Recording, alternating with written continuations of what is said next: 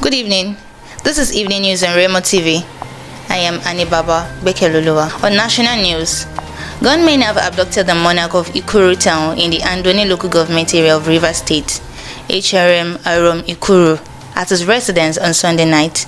Also, some boat travelers, including a lecturer at the University of Port Harcourt, who were returning to Port Harcourt from Andoni, were kidnapped and whisked away by armed men suspected to be pirates.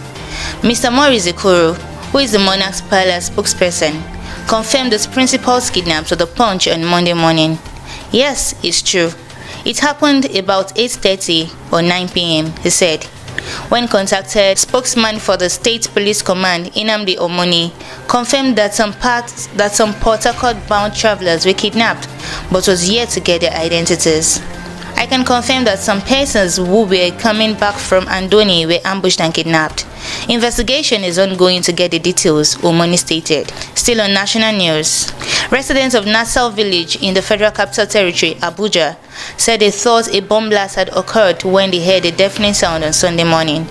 On rushing to the site, they discovered that a jet belonging to the Nigerian Air Force crash landed in the area.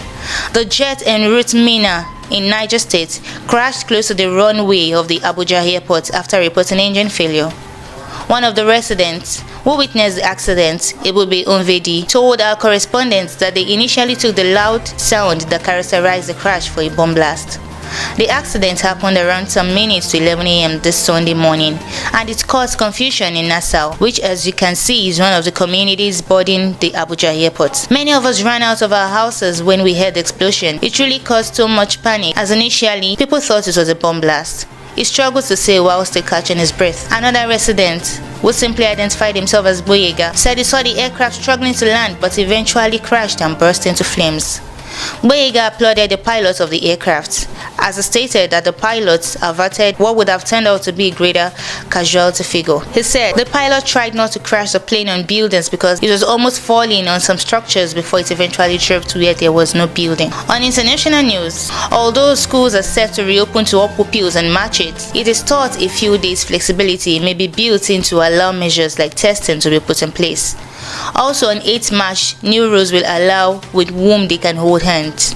And from 29th March, it is also understood that people will once again be able to travel out of their areas, although guidance will likely still recommend staying local and overnight stays will not be permitted. The gap between each stage of restrictions being eased is expected to be 5 weeks, according to the BBC political editor Laura Queensberg.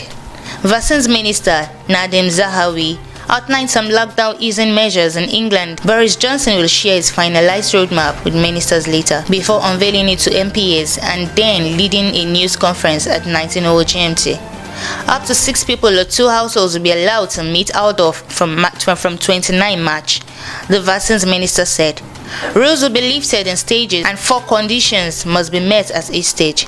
Vaccines Minister Nadim Zahawi told BBC Breakfast the Prime Minister would set out more details on the plane in a common statement, which is expected at around 15:30.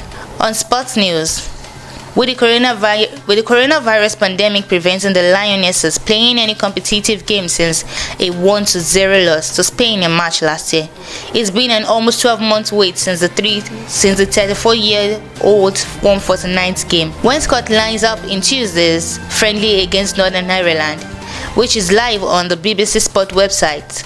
iPlay and Red Button at 12:30 GMT. She will become only the second player to reach 150 caps for the Lionesses.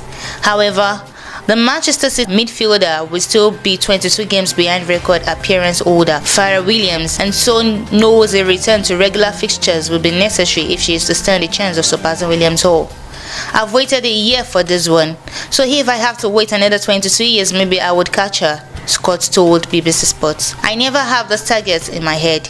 I didn't think about my 100th cap until I was on 95 and 96, and then you see it as approaching. If it were to all end tomorrow, I would be gutted, but I'll be proud of the career I have had. And if it goes on a few more years, then fantastic, because I would love to make a few more memories in that England jersey. Lastly, on entertainment news, popular Nigerian singer Banky W and his wife Adesua Tomi have welcomed their first child. The couple tied the knot on November 19, 2017. In an Instagram post, the singer turned actor posted a picture of his wife which showed her baby bump alongside other lovey-dovey pictures of himself and his wife. He took to the caption section to write a loving message to his wife on her birthday as he revealed the name of the child, Zah. The singer further hinted that he is now a father as he wrote, "My baby had a baby and is everything we prayed for." Banky W wrote, "Happy birthday to my lady, my love and purpose partner, my world, my wife and baby mama.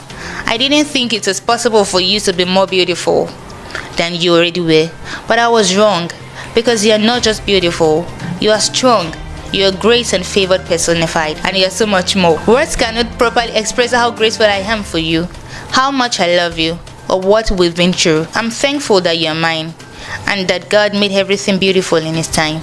He turned our tears into triumph and our loss into laughter. He's changed our lives forever. Here's to the next and best chapter.